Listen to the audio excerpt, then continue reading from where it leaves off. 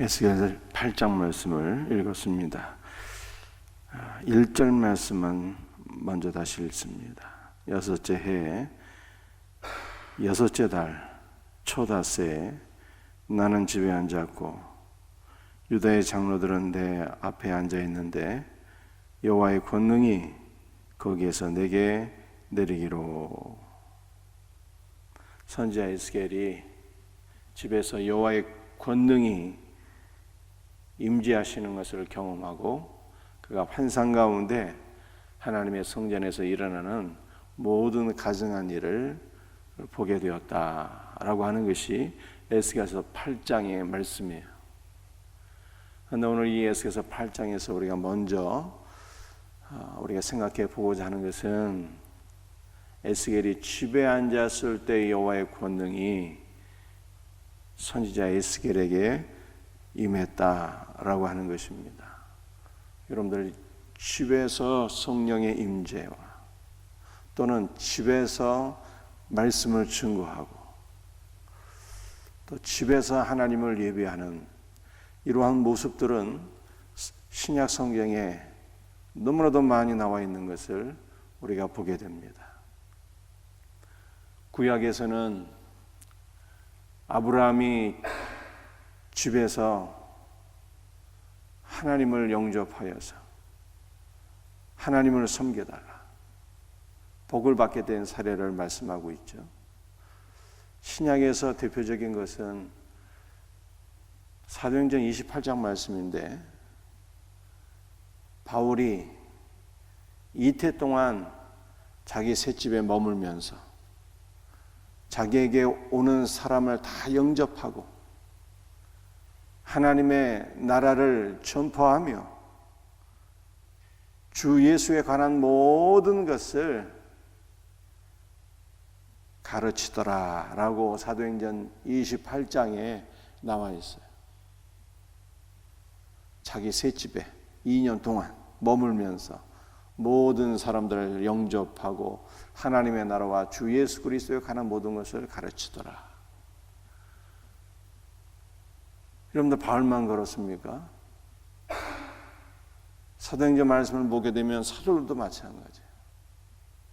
그들이 성전에 있든지 집에 있든지 예수는 그리스도라 가르치기를 쉬지 아니하더라 이렇게 말씀하고 있잖아요.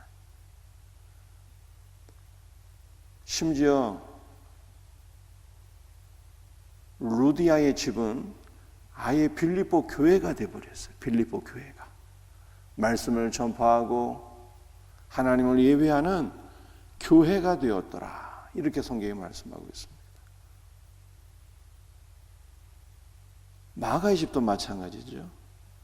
마가의 집도 사도들과 120명의 성도들이 함께 모여서 기도할 때 오순절에 성령께서 강림하시는 복된 집이 되었다 이렇게 성경이 우리에게 말씀하고 있는 것을 보게 됩니다.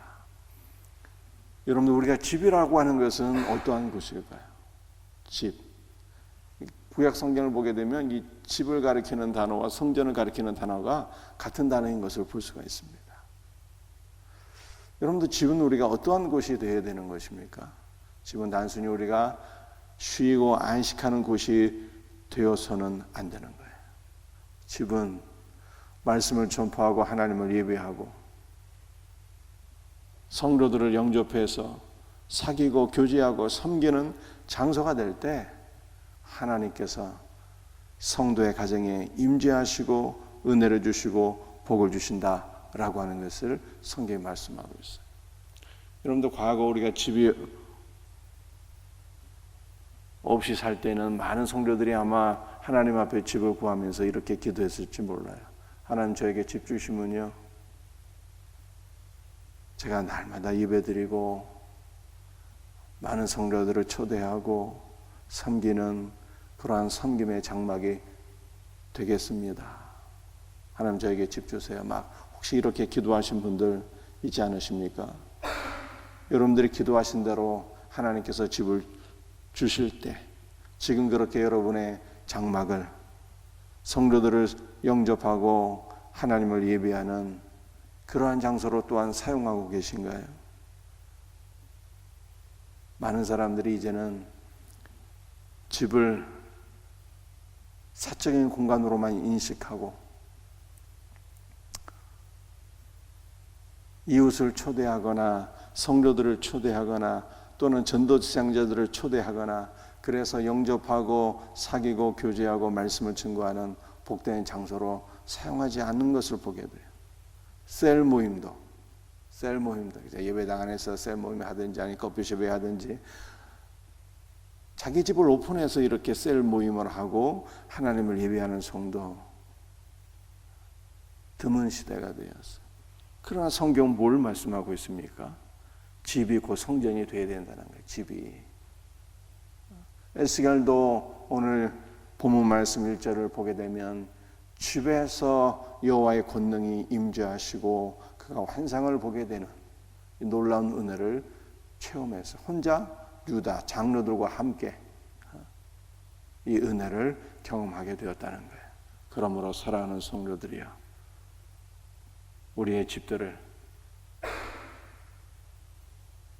예배의 장소로 하나님 앞에 드리시길 바랍니다. 성도들을 영접하고 이웃을 영접하고 전도 제향자들을 초대해서 그리스도의 사랑을 나누고 말씀을 나누는 복된 장막으로 쓰임받게 되기를 주 예수의 이름으로 축복합니다. 여러분들 한번 생각해 보세요.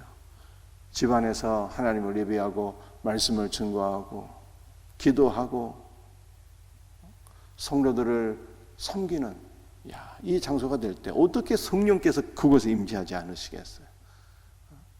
아마 마귀가 역사하는 가정이 있다 할지라도 원수 마귀가 물러가고 성령께서 은혜를 베풀어 주시고 성령께서 복을 주실 것 같아요. 그렇죠? 여러분들 귀 있는 자는 들을지어다.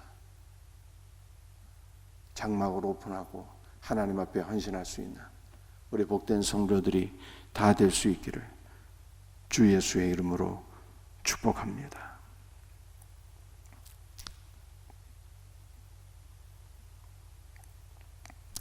6절 말씀 한 절 더 보겠습니다. 6절이에요. 그가 또 내게 이르시되 인자야 이스라엘 족속이 행하는 일을 보느냐. 그들이 여기에서 크게 가증한 일을 행하여 나로 내 성소를 멀리 떠나게 하느니라.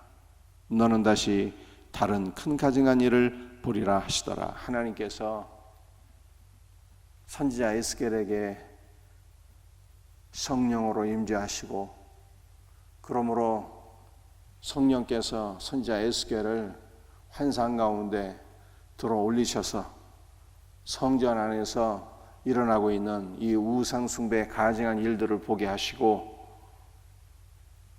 그 가운데 말씀하셨어요. 너는 이 가운데서 일어나는 가증한 일을 보느냐.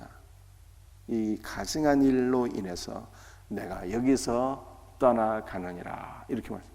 여러분들 성전은 이 미식한 하나님께서 임재하시는 곳이다 라고 하는 뜻을 가지고 있어요. 하나님께서 임재하시는 하나님의 거처가 바로 성전이에요. 성전.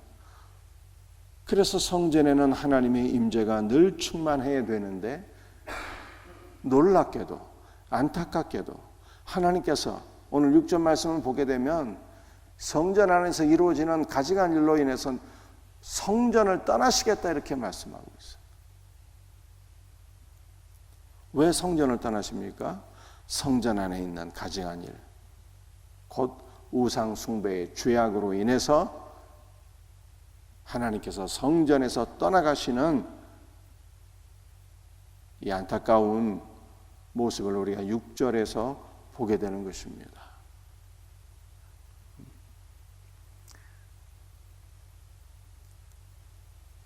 여러분들 성전이 무엇입니까? 우리가 곧 성전이잖아요. 하나님의 성령께서 내주하시는 성전인데 우리 안에 우상 숭배가 일어나게 될 때 성령께서 우리에게서 임재를 거두시는 이 안타까운 일들을 경험할 수가 있어요. 다윗은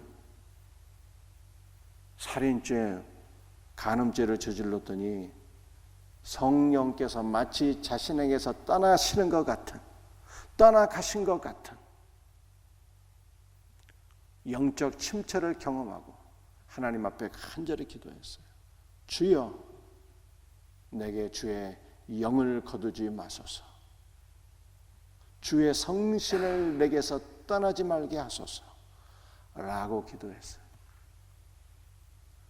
오늘날 우리 성도들이 하나님보다 세상을 더 사랑하고, 하나님보다 우상을 더 사랑하고, 하나님보다 돈을 더 사랑하고, 하나님보다 더 사랑하는 것이 있게 될 때,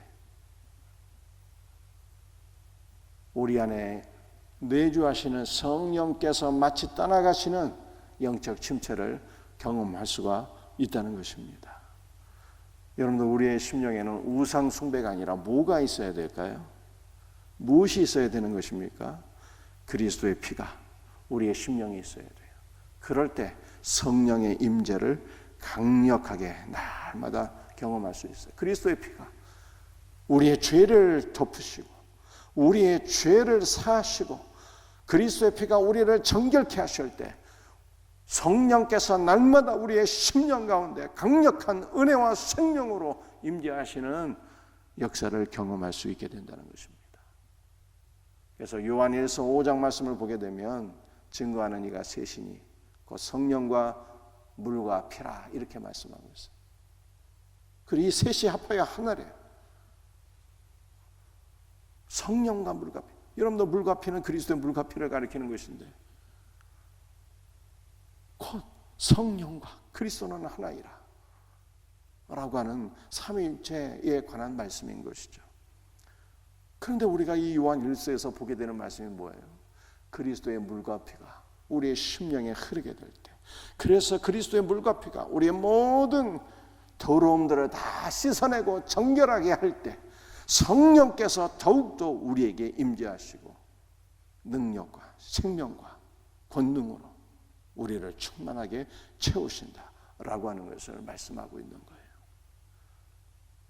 사랑하는 성도들이요, 성전된 우리의 심령 가운데서 우상 숭배의 죄악이 꿈틀꿈틀거리게 되면 성령의 임재를 경험하지 못해요. 마치 성령께서 우리에게서 떠나신 것 같은 영적 침체를 경험할 수가 있어요. 그러나 그리스도의 물과 피가 우리의 심령에 흐르고 우리를 정결하게 할 때 성령께서 충만한 은혜와 생명과 능력으로 임재하신다는 거예요. 오늘 새벽에도 우리가 무엇을 사모해야 되는 것입니까? 그리스도께서 물과 피로 우리의 모든 죄를 덮으시고 사하시고 정결케 하옵소서 기도하세요. 그러므로 성령의 거룩한 임재가, 성령의 능력과 생명이 우리에게 더욱더 충만하게 부어져서 영육간에 새로워지고 사명 감당하는 복된 성도들이 다 될 수 있기를 주 예수 그리스도의 이름으로 축복합니다. 오늘 두 가지 말씀드렸어요. 우리가 우리의 집을 하나님 앞에 예배의 장소로 드리는 것이 지혜롭고 복받는 길이다. 에스겔도 그랬고 바울도 그랬고 루디아도 그랬고 마가도 그랬고 아브라함도 그랬어요. 집이 곧 성전이 되어야 되는 거예요. 두 번째 말씀, 우리의 심령 가운데 우상 숭배가 자행될 때 하나님의 임재가 우리에게서 떠나가는 것 같은 영적 침체를 경험한다. 그러나 그리스도의 물과 피로 우리가 죄를 씻고 사함받고 정결하게 될 때 성령과 물과 피는 하나이기 때문에 우리의 심령에 그리스도의 물과 피가 흐르게 될 때 성령의 거룩한 임재를 충만하게 경험하게 된다라고 하는 말씀을 기억하면서 오늘도 그리스도의 물과 피를 사모하고 성령의 은혜를 사모하고 간구할 수 있는 우리 복된 성도들 다 될 수 있기를 주 예수의 이름으로 축복합니다. 기도하시겠어요? 주 예수님, 하나님께서 주신 우리의 복된 장막을 그저 우리의 사적인 영역으로만 간주해서 우리 자신만을 위해서 사용하고 있는 것은 아닌지 돌이켜보게 됩니다. 선지자 에스겔처럼, 아브라함처럼, 바울처럼, 마가처럼, 루디아처럼, 초대교회 성도들처럼 집을 오픈해서 하나님을 예배하고 성도들을 섬기고 말씀을 나눌 수 있는 우리 복된 성도들 되게 하여 주시옵기를 간절히 기도합니다. 주 예수님, 우리의 심령 가운데 우상 숭배가 자행될 때 하나님께서 거룩한 임재를 거두신다고 말씀하고 있는데 오늘도 우리의 심령의 모든 죄악들을 주 예수여 주의 물과 피로 씻으소서. 그러므로 더욱더 성령께서 능력과 생명으로 우리 안에 임재하시는, 우리를 새롭게 하시는 놀라운 역사들을 경험하게 하여 주시옵소서. 주의 영을 부어 주시옵소서. 오늘도 간구하는 모든 성도들의 간구를 주께서 들으시고 응답하여 주시옵소서. 영육간에 연약한 모든 성도들 안수해 주시고 치료해 주시고 새롭게 하여 주옵소서. 거룩하신 예수 그리스도의 이름으로 감사하며 기도드립니다. 아멘. 아멘. 오늘 주신 말씀 붙잡고 기도하시고